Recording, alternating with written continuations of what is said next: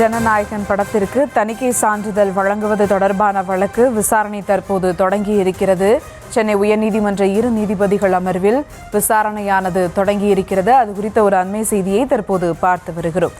மேலும் விவரங்களோடு இணைகிறார் செய்தியாளர் ராஜேஷ். வணக்கம் ராஜேஷ், விவரங்கள். சுபா வணக்கம். ஜனநாயகன் வழக்கினுடைய அந்த விசாரணையானது தற்போது தொடங்கி இருக்கின்றது.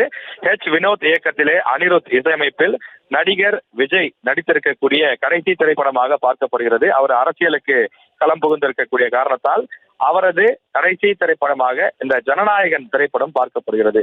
இந்த படத்திற்கான சென்சார் சர்டிபிகேட் இன்னும் வழங்கப்படாத நிலையில் அது உயர்நீதிமன்றத்திற்கும் உச்சநீதிமன்றத்திற்கும் சென்று தொடர்ந்து அந்த வழக்காடக்கூடிய நிகழ்வுகள் நடைபெற்றுக் கொண்டிருக்கிறது. தணிக்கை சான்றிதழ் வழங்க வேண்டும் என சென்னை உயர்நீதிமன்றத்தை ஏற்கனவே அந்த தயாரிப்பு நிறுவனம் நாடியிருந்தது.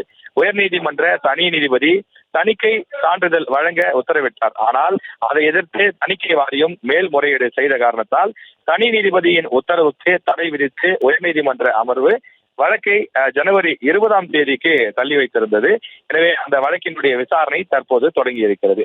கடந்த வாரம் டெல்லியிலே உச்சநீதிமன்றத்தில் முறையீடு செய்யப்பட்டிருந்த நிலையில் தயாரிப்பு நிறுவனம் வழக்கை தள்ளுபடி செய்து அதாவது சென்னை உயர்நீதிமன்றத்தையே அணுகுமாறு உச்சநீதிமன்றம் அந்த வழக்குக்கு உத்தரவு பிறப்பித்திருந்தது.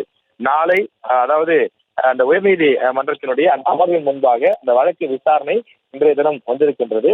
என்ன மாதிரியான உத்தரவு வரும் என தயாரிப்பு நிறுவனம், நடிகர் விஜய் மற்றும் தமிழக வெற்றி கழகத்தை சேர்ந்த தொண்டர்கள், விஜயனுடைய ரசிகர்கள் என்று பலதரப்பட்டவர்கள், லட்சக்கணக்கான விஜயனுடைய தொண்டர்கள் எதிர்பார்த்து காத்துக் கொண்டிருக்கிறார்கள்.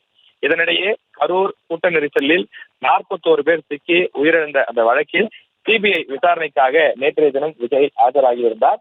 சினிமா, அரசியல் என இரண்டிலும் விஜய்க்கு நெருக்கடி ஏற்பட்டிருக்கக்கூடிய நிலையில தேர்தல் நெருங்குகிறது. இந்த தேர்தல் சமயத்தில் விஜய், தமிழக வெற்றி கழகம் இதனை எவ்வாறு சமாளிக்கப் போகிறது என்பதை அவரது ரசிகர்களும் அவரை ஆதரிக்கக்கூடிய தொண்டர்களும் பெரும் எதிர்பார்ப்போடு காத்துக் கொண்டிருக்கிறார்கள். ஜனநாயகன் திட்டமிட்டது போல ஜனவரி மாதத்திலேயே ரிலீஸ் ஆகுமா என்று நீண்ட ஒரு எதிர்பார்ப்பு இருக்கின்றது. அதாவது பொங்கல் பண்டிகைக்கு முன்னதாக கடந்த 9ஆம் தேதியே இதனை ரிலீஸ் செய்வதற்கு படக்குழுவினர் திட்டமிட்டிருந்தார்கள். காரணம், இது ஒரு 500 கோடி ரூபாய் பெரும் பொருட்செலவிலே தயாரிக்கப்பட்டிருக்கக்கூடிய ஒரு பெரிய பட்ஜெட் படமாக பார்க்கப்படுகிறது. எனவே பொங்கல் அந்த காலகட்டத்திலேயே இதனை ரிலீஸ் செய்திருந்தால் அந்த பொங்கல் விடுமுறையில் ஏராளமான மக்கள் சென்று விடுமுறையிலே படத்தை கண்டுகளித்திருப்பார்கள். தங்களுடைய அந்த பணம், இன்வெஸ்ட் செய்த பணம் கிடைத்திருக்கும்.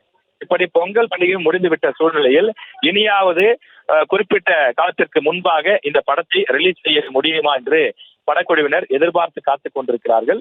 இந்த சூழலில்தான் தணிக்கை சான்றிதழ் பெறுவது தொடர்பான அந்த வழக்கினுடைய விசாரணை தற்போது சென்னை உயர்நீதிமன்றத்தில் தொடங்கி இருக்கிறது.